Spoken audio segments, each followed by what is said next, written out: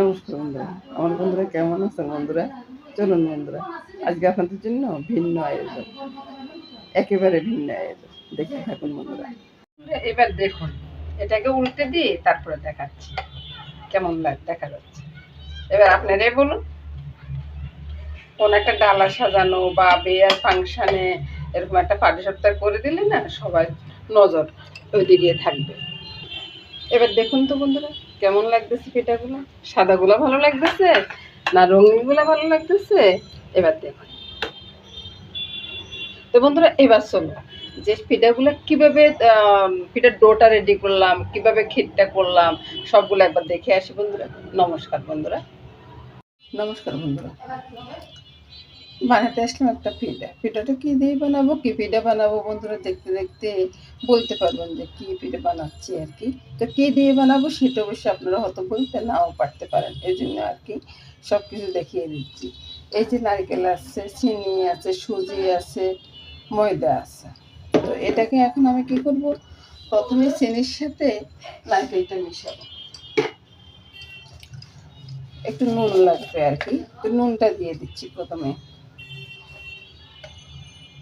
নুনটাও দিয়ে দিলাম। এবার মিশিয়ে থাকি। হ্যাঁ, মেশানোটা কীভাবে মেশাচ্ছি সেটা একবার দেখে। প্রথম না এটা মেশাতে গেলে একবারে মনে হবে যেন মিশবে না, বুঝছেন? এই যে নারকেলের সাথে চিনিটা মিশালাম। হ্যাঁ, একটু হালকা হালকা জল বেরোবে চিনিতে, নারকেল থেকে যখন জলটা বের হবে না, এবার আস্তে আস্তে আমি সুজিটাও মেশাবো একই সাথে। সুজিটাও মিশতে থাকুক বন্ধুরা। বন্ধুরা, আমি একটু হালকা করে একটু জলের ছিটা দিয়েছি। নারকেলটা যদি আপনি যদি ওই যে সাথে সাথে যদি পোড়ায় তারপরে করেন না, তখন আর জল ছিটকে দিতে হবে না। আর যদি বেশি জল দেন না, এটা লাসা লাসার মতো হয়ে যাবে আর পিঠাটা আর হবে না। এবার আমি ময়দার সাথে একসাথে মিশিয়ে নিলাম। তো এটি কষলে নিই, তারপরে দেখাই বন্ধুরা, জল কিন্তু আর দিব না। এবার আরেকবারে দেখাচ্ছি বন্ধুরা, এই যে চুরচুরি একটু ইয়া হয়ে আসছে, এগুলোকে একটু ভালো করে আর কি চেপে চেপে মতো নিতে হবে, তাহলে ডোটা আস্তে আস্তে নরম হতে থাকবে।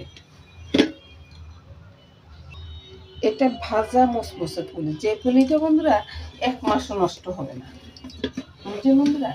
আর ডোটা একটু শক্ত হলেও বেলে যদি করতে পারি না, চিনি কিন্তু একবার মিশবে না বন্ধুরা। চিনি একটু না মিশলেও কোনো সমস্যা নাই। এগুলোকে আমি এভাবে বেলবো। এর নারকেলের পুরটা কিন্তু আমি আগে করে রেখেছি আর কি, তাও আমি দেখিয়ে দেবো কেমন করলাম। তো নারকেলের পুরটা এখন পুলির ভিতরে দেবো। এটা কিন্তু ওই যে খেজুরের গুড়ের পাটালি গুড় দিয়ে করছি। কড়াইটা বসিয়ে তেলটা বসিয়ে দিলাম, একটু চুলার আঁচটা কমিয়ে দেবো। এই তো বন্ধুরা, একটা রুটি বেলে নিচ্ছি, এবার এটাকে পুলির আকার দিয়ে নেব। এই তো বন্ধুরা, নারকেলের পুরটা এভাবে দিয়ে দিছি। এবার পুলিগুলো কেটে নিই। তো বন্ধুরা, আমি কিন্তু বেলতে বেলতে আমি পিঠা করি আর কি। আর এই পুলিগুলো হয়তো ফেটেও যেতে পারে, ফেটে গেলেও কোনো সমস্যা নেই। এক ব্যাচ হয়ে আসছে বন্ধুরা, আরেক ব্যাচ করতেছি। এই তো বন্ধুরা, পুরো ব্যাচটা দিয়ে দিলাম। এবার আমি আবার আরেক ব্যাচ তৈরি করবো। এই যে বন্ধুরা, পিঠাগুলো করতেছি, পিঠাগুলো যখন তেলে থাকবে না ভীষণ নরম থাকে, আর পরে আমি আপনাদেরকে দেখাবো যে কেমন মচমচে হয়েছে।